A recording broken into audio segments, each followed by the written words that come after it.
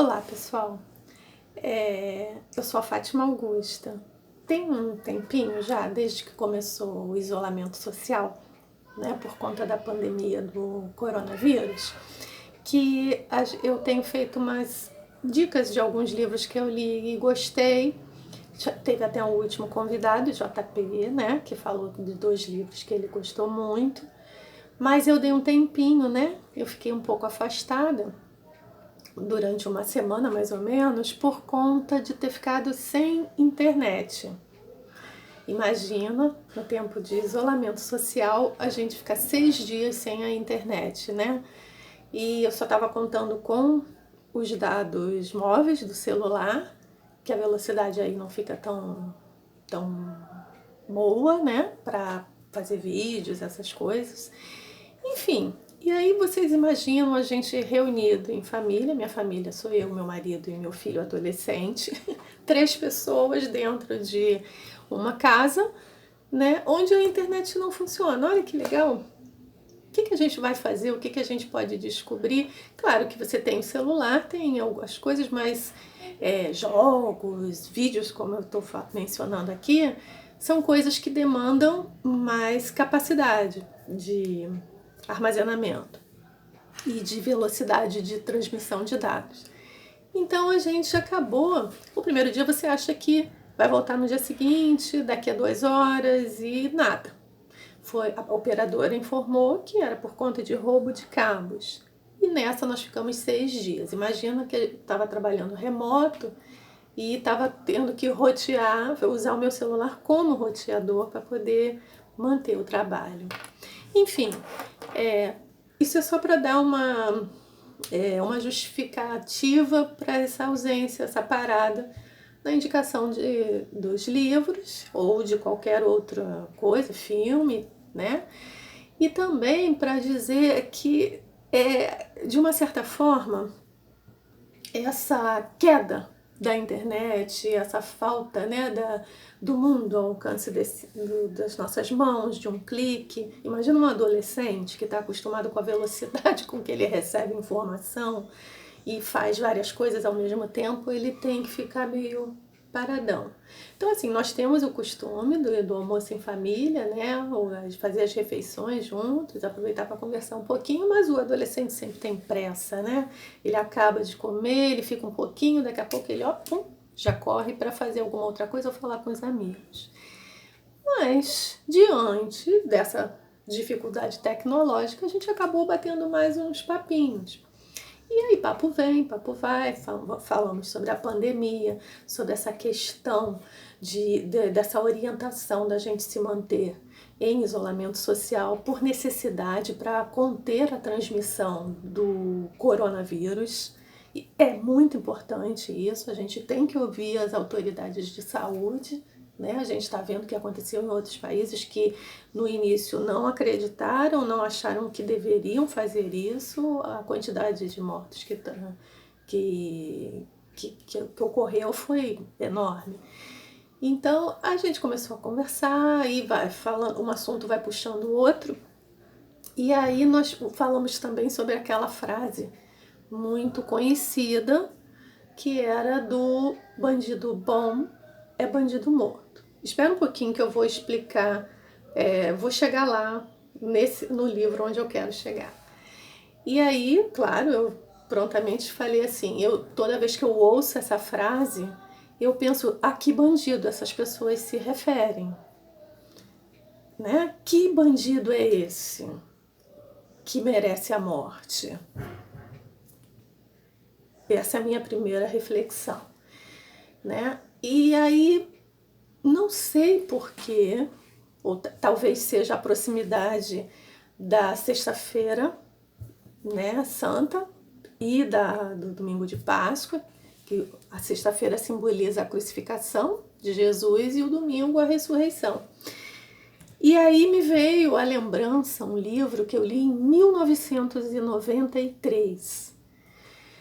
Já tem mais de 20 anos, né? E claro, eu não lembro dos detalhes desse livro. Também não é bom mesmo lembrar porque eu não posso dar spoiler. Mas foi um livro que me marcou como ser humano e me deixou uma memória emocional muito grande. O nome desse livro é O Enviado, do autor J.J. Benítez. É o mesmo autor do Operação Cavalo de Troia. Eu tenho aqui, ó, minha edição. Deixa eu botar desse lado aqui. Ela é meio antiga já, né? Que é de 1993 que eu adquiri esse livro. Agora, por que esse livro me marcou? Por que esse assunto? Da onde vem essa junção do bandido bom é bandido morto? E tudo isso rolando numa mesa após o almoço, né? Então, eu falava para o meu filho, para o meu marido, o porquê. Jesus, o Benítez, no caso, o autor, ele conta os momentos finais da vida terrena de Jesus. Isto é, o período que antecede, imediatamente anterior à crucificação, e ele descreve a crucificação passo a passo. Essa parte, ela é muito dolorosa, mas eu me lembro de, na época, falar assim, como nós podíamos fazer isso com qualquer pessoa. Eu lembro que cada vez a dor que era impingida ao candidato à crucificação, você sente em cada palavra da descrição do Benítez. Então você se sente assim, será? Como o que é ser humano de fato? Porque independente de ser Jesus ou não, a crucificação por si só, ela tem requintes de crueldade tão grandes. E aí, Jesus foi crucificado, né, condenado, entre dois ladrões condenados também, com aqueles requintes de crueldade que a crucificação dispunha, né, naquela época. E aí eu pensando, a gente debatendo, conversando, a gente pensa nessa questão, bandido bom é bandido morto, a gente quer... Nós fizemos isso com Jesus e estávamos errados, não é? Então, esse momento de isolamento social talvez fosse bom para a gente refletir que mundo de fato a gente quer. Porque Jesus era a personificação do quê? Do amor. Ele pregava o amor ao próximo, né? O amor entre os seres da criação e pela própria criação em si. Cada coisa que existe na Terra, ele amava. Disse também que nós devíamos nos assemelhar às crianças para que nós conseguíssemos adentrar ao céu, ao reino dos céus, né? Ao paraíso. Enfim, ele pregou tantas coisas boas e mesmo assim ele foi condenado à morte desta forma extremamente dolorosa, extremamente cruel. Eu recomendo o livro por conta das reflexões e que ele nos faz, ele nos propicia, tá? Ele é um livro antigo, vocês podem ver que eu já li já faz tempo, mas principalmente que eu acho que houve uma junção dessas coisas todas, o isolamento social, o isolamento em termos tecnológicos, a reunião familiar, a proximidade do dia da crucificação, e aí o livro novamente me veio à cabeça. O Enviado, de J.J. Benítez. Aproveitem esse momento, né, em que nós podemos estar um pouco mais perto daquelas pessoas que a gente mais ama, né, ou daqueles que a gente deseja que tenham uma vida mais tranquila, para que a gente reflita todo mundo junto que mundo que a gente quer que venha após toda essa turbulência. Será que não é hora agora da gente realmente pensar o que significa amar o próximo como a nós mesmos?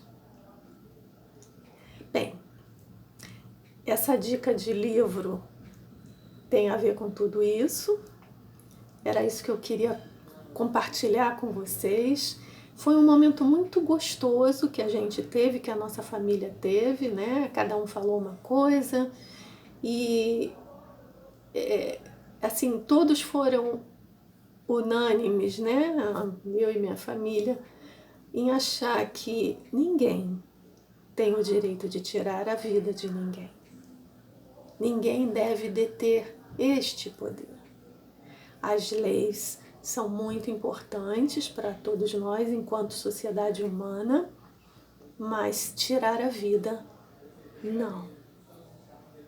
Pensem sempre em quantas vezes, ao longo de toda a nossa história, nós talvez tenhamos sido cruéis em excesso e não conseguimos alcançar a plenitude, a paz que a gente almejava usando de violência. Uma boa Páscoa a todos, um bom feriado, permaneçam em casa até que as autoridades de saúde nos digam que é seguro sair da nossa casa. Protejam seus entes queridos, protejam a si mesmos. Amem-se. Vamos nos amar a todos. Até a próxima, pessoal. Esse é meu recadinho, meu papinho de hoje, tá bom? Eu sou a Fátima Augusta. Se gostou, dá um joinha. E comenta se você tem uma visão diferente ou se você concorda. Comenta aí embaixo, tá bom? Até a próxima.